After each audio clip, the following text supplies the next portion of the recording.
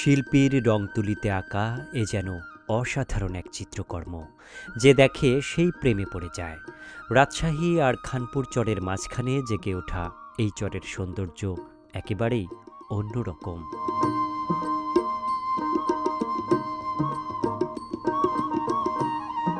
এই চরটি দেখলে সাদামাটা মানুষটিও কাব্যিক হয়ে যায়। পদ্মার মাঝখানে জেগে ওঠার কারণে এই চরের নাম মিডিল চর। চরখানপুর এবং চর খিদিরপুরের ভাঙন কবলিত মানুষের একাংশই এই চরে নতুন জনপদ গড়ে তুলেছে। এখানকার প্রতিটি বাড়ি যেন এক একটি খামার বাড়ি। গবাদি পশু পালনই এই চরের মানুষের জীবিকার প্রধান উৎস। প্রকৃতি আর দারিদ্রতার সাথে যুদ্ধ করে বেঁচে আছে এই মিডিল চরের মানুষ।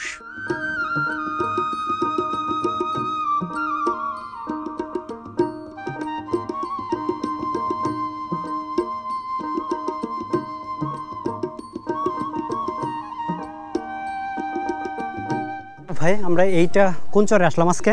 এটা হচ্ছে মিডিল চর। আমরা আজকে চলে এসেছি মিডিল চরে। জি জি। এই মিডিল চরে কিছু মানুষ নতুন করে ঘর বসাতে শুরু করছে। এই যে ঘরগুলো দেখছেন, এগুলো নতুন করে কাঠামো দাঁড় করিয়েছে। হয়তো কিছুদিন পরে এই চালগুলো ছন বা অন্য কোনো কিছু দিয়ে ছেয়ে ফেলবে এবং ঘরগুলো পূর্ণাঙ্গ রূপে তখন আপনারা দেখতে পাবেন। একটু সাইড হন।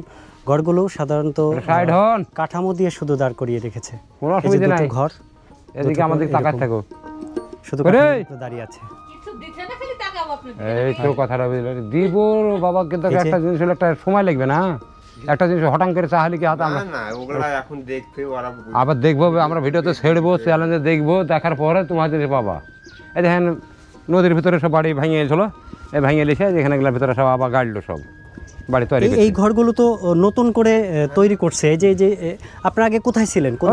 ওই গাছগালার নিচে, ওই গাছগালার নিচে নদীর ভিতরে পড়ে গেছে। ও, ওই যে গাছ আমরা যে সামনে দেখতে পাচ্ছি, ওই গাছগুলোর ওই পাশ দিয়ে যে অংশটা ছিল চরের, যে অংশটা অলরেডি নদীতে চলে গেছে। 20 ঘরে ধরে নদীতে যেখানে কয়েকটা ভিটে অর্ধেক আছে, বুঝছে নদীর ভিতরে চলে গেছে ভাঙনে। আচ্ছা আচ্ছা, পুরো অংশটাই নদীর ভিতরে চলে গেছে। আপনারা যারা ওই পাশে নদীর যে ভাঙনের কবলিত এলাকা মানে অংশ যারা ছিলেন, তাদের মধ্যে কিছু অংশ এখানে চলে আসছেন। হ্যাঁ, সব এখানে যে সব দিক বিদিকে এখন বাড়িঘর কাউ সারা হয়েছে, কারোর হয়নি। এই যে আমরা এখনো পর্যন্ত ওই দিনে বসবাস করছি, যে বাক্স আলনা মালনা যে যেখানে আছে সেই সেখানে পড়ে আছে, এগুলো দেখছে। জি জি। তো এইখানে এখন এই যে ঘর বাড়িগুলো, এই চালের উপরে কি দিবেন? চালের পরে এখন আপাতত কিছু কিনে দিতে পারছি না, কাম বলছি যেগুলো বাস্কুটে হারিয়ে যাবে তুলে কোনো রকম ইয়া করে রেখেছি। আচ্ছা, এগুলো কি উপরে কি সন দিয়ে ছাইবেন? সন না, টিন মিন দিয়ে ছাইতে হবে। সন তো নাই আমাদের দেশে, এইদিকে সন নাই। ট্রাক্টরে মুছে আবাদ করে শেষ করে দিয়েছে। প্রিয় বন্ধুরা, দেখেন এদের আসলে কষ্টের শেষ নেই, দুঃখ কষ্টের শেষ নেই। এই যে ঘরগুলো, এগুলো তারা ভাঙনের শিকার হয়ে সবেমাত্রই এই ঘরগুলো তুলেছে। এই যে কি সুন্দর একটি বারান্দা। আপনার কি কখনো মন চায় এই ধরনের একটা বারান্দায় বসে বিকেলের সময়টা কাটাতে? খুবই ভালো লাগবে। কিন্তু আপনি যদি এই চরগুলোতে না আসেন, তাহলে কখনোই সেই ফিলটা কখনোই নিতে পারবেন বা বুঝতে পারবেন না। এদের দুঃখ দুর্দশাও বুঝতে পারবেন না, বা এখানে যে কিছু ভালো লাগার মুহূর্তও কাটানো যেতে পারে সেটাও আপনারা ফিল করতে পারবেন না এই চরের মধ্যে না আসলে। আমি একটু দেখাবো ক্যামেরার চোখে। আইজুল ভাই, আমার মন চাচ্ছে, আমার এই বারান্দাটা দেখে এত ভালো লাগছে, মন চাইছে এখানে আমি বসে থাকি। এই যে কি সুন্দর একটা বারান্দা, বুঝছেন? এখানে আমার মানে এখানে একটা মাদুর বিছিয়ে বিকেলবেলা, এই যে কত সুন্দর একটি বারান্দা। এই বারান্দায় যদি মাদুর পেতে যদি বিকেলবেলার একটি সুন্দর বিকেল আপনি এখানে অবকাশ যাপন করার জন্য আসেন, আমার মনে হয় সেটা একটা আপনার জীবনের সোনালি সময় হয়ে আপনার হৃদয়ে দোলা দেবে, খুবই সুন্দর লাগবে। তো আমাদের যেহেতু আজকে সময় নাই, তা আমরা এখান থেকে ফিরে যেতে হবে, তাই আমরা সেই সন্ধ্যা পর্যন্ত এখানে থাকতে পারলাম না। আর সেই সন্ধ্যার যে বিকেলের যে মুহূর্ত সেটা আপনাদেরকে দেখাতে পারলাম না। আজিজুল ভাই, আমরা এখন কোন দিকে যাবো? ওই বাড়িগুলোতে যাবো? এই বাড়িগুলো দিয়ে এদিকে বেরিয়ে যাবো, ওদিকে যাবো না। আচ্ছা, এই বাড়িগুলোতে যাবো। হ্যাঁ, যে এই বাড়িগুলো দিয়ে বেরিয়ে আসবো। আল্লাহ তুমি রহম করে খোদা। আমরা এখন আছি মিডিল চরে। এই মিডিল চরের আসলে পরিবেশটা অনেকটা দুর্গম। এই যে অংশটা দেখছেন, এই যে মাঠের মতো যে অংশটা দেখা যাচ্ছে, এটা পুরোটা এখানে পানির নিচে চলে গিয়েছিল কিছুদিন আগেও। এখন হয়তো পানিটা কিছুটা কমাতে এই যে আমার সামনে যে অংশটা দেখছেন, এখনও কাদা জমে আছে। এই অংশটা একটু উঁচু, যার কারণে বাড়িঘরগুলো হয়তো রক্ষা পেয়েছে পানির হাত থেকে। এই মিডিল চরের এই অংশটাতে কারা থাকছে, তারা কিভাবে জীবনযাপন করছে, সেই দৃশ্য আপনাদের সামনে তুলে ধরতে আমরা এগিয়ে যাচ্ছি।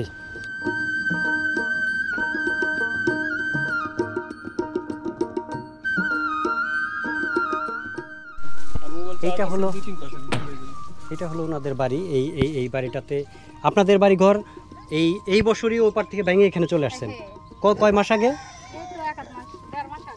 1.5 মাস আগে এরা ওই পাড়ে ছিল, যে পাড়টা আসলে রাজশাহীর অংশের দিকে যে নদীটা আছে, ওইখান থেকে ভেঙে এরা যখন পানিতে ডুবে যাচ্ছিল এবং পুরা চরটা ওই পাশে ভেঙে যাচ্ছিল, তখন তারা ওখান থেকে ঘরবাড়িগুলো নিয়ে এই দিকে চলে এসেছে এবং এইখানে পানির মধ্যেই পিলার যেগুলো বলে সেগুলো গেড়ে তারপর এখানে কোনো রকম করে মাথা গোঁজার জন্য এই ঠাইটুকু তারা তৈরি করেছে। মানবেতর জীবনযাপন করছে এই চরের মাঝে, যে চরটা মিডিল চর নামে খ্যাত। সাথে যুদ্ধ করে বেঁচে রয়েছে। তাদের এই যুদ্ধ আমৃত্যু, কারণ এক পাশ থেকে যখন ভেঙে যায় তখন আবার অন্য পাশে গিয়ে ঘরবাড়ি তৈরি করে। সেই পাশ থেকেও আবার ভেঙে যাওয়ার পরে আবার নতুন কোনো অজানা উদ্দেশ্যে তারা রওনা দেয় অন্য কোনো চরের দিকে। তারা জানে না তাদের ভবিষ্যৎ কোন দিকে গড়িয়ে যাচ্ছে, তবু তারা স্বপ্ন দেখা ছাড়ে না, সেই স্বপ্ন নিয়ে এগিয়ে যেতে থাকে। যেমন আজিজুল ভাই আমার সামনে এগিয়ে যাচ্ছে এক চর থেকে অন্য চরে, তেমনই ভাবে এই মিডিল চরের মানুষগুলোর স্বপ্ন কখনো থেমে থাকে না। তারা শত ভাঙনের ফলেও তারা স্বপ্ন দেখতে থাকে নতুন কোনো সুন্দর ভবিষ্যতের আশায়। প্রিয় বন্ধুরা, আমাদের প্রিয় আজিজুল ভাই হাঁটতে হাঁটতে অনেকটা ক্লান্ত। এই রৌদ্রের মধ্যে, প্রখর রৌদ্রের মধ্যে হেঁটে হেঁটে আমরাও ক্লান্ত হয়ে গেছি। আমরা যেইখানে আশ্রয় নিছি এই বাড়িটা আজিজুল ভাইয়ের বোনের বাড়ি। আজিজুল ভাই, এই বোন আপনার কত নম্বর বোন? মানে আপনার বোনদের মধ্যে সবার বড়? বোনের মধ্যে সবারই বড়, দুটোতে বোন আমার। দুটো বোন, 2 বোনের মধ্যে এই বোন হলো সবার বড়। তো ওনাদের বাড়ি ঘরও কিছুদিন আগে এই মিডিল চরের ওই প্রান্তে ছিল, নদীর ভিতরে পড়ে গেছে। তো সেখান থেকে ভাঙার পর তারা এইখানে এসে আবার নতুন করে ঘরবাড়ি নতুন করে আবার বানিয়েছে। জি জি।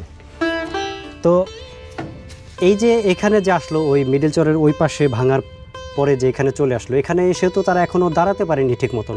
এই যে দেখেন, ঘরবাড়িগুলো এখনও তো অসম্পূর্ণ রয়েছে, কোনো কিছুই মানে পাকাপোক্তভাবে এখনও রেডি হয়নি।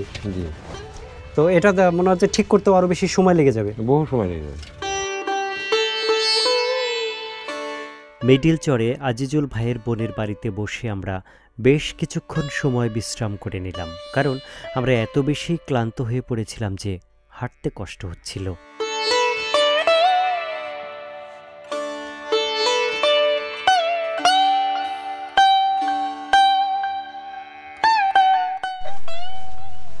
গরুগুলা কি মাঠে দিছেন?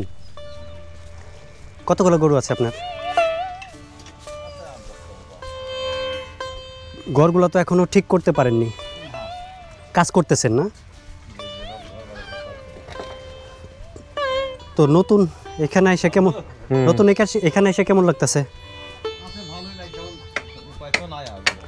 উপায় নাই, মেন বিষয় হলো উপায় নাই। হ্যাঁ, চরের বেশিরভাগ মানুষ বলে যে উপায় নাই, বাধ্য হয়ে ভালো লাগে। এই ভাইকে জিজ্ঞেস করেছিলাম যে ভাই, অন্য চর থেকে মিডিল চরে আসলেন, ঘর বাঁধছেন, থাকছেন, কেমন লাগছে? উনি উত্তরে বললেন, ভাই আমরা নিরুপায়, তাই বাধ্য হয়ে ভালোই লাগে।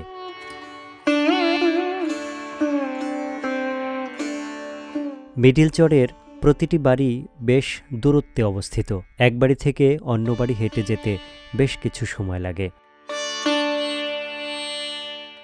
আরেকটি বাড়ি ঘর দেখছেন, এটা মিডিল চরের আরেকটি বাড়ি। আর বসে থাকো, সমস্যা নাই। মিডিল চরের প্রত্যেকটি বাড়ি ঘরই এরকম নদীর ভিতরে পড়ে ছিল সব। নদীর ভিতরে এরা ভাঙনের শিকার হয়েছে। তো ভাঙনের কবলে পড়ে এরা নতুন করে এখানে আবার যেই অংশগুলো নদীর পেটে অলরেডি চলে গেছে তার কিছু অংশ এখানে এসে তারা আবার নতুন করে ঘরবাড়ি করছে এবং সেখানে আবার স্বপ্ন নিয়ে বাঁচার চেষ্টা করতেছে। আপনি বসেন, কষ্ট করে ওঠার দরকার নেই, হাঁটতে পারে না, বসে থাকেন। আপনার না বসবেন। আপনার কি কোমরে ব্যথা, পায়ে ব্যথা পাইছে? ও প্যারালাইজড হয়েছে না? আচ্ছা, কোন পাশ? এই পাশ? আরে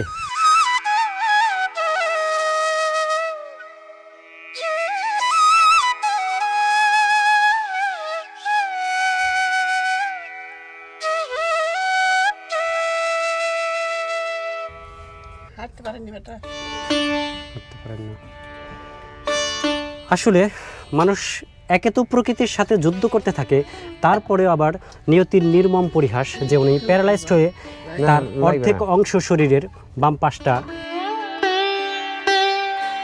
যাদের প্রতিনিয়ত চর বদল করে টিকে থাকতে হয় এই ধরনের মাঝে, তাদের যদি প্যারালাইজড হয়ে যায় তাহলে কতটা কষ্টের আর দুঃখের সাথে তাদের জীবন কাটে।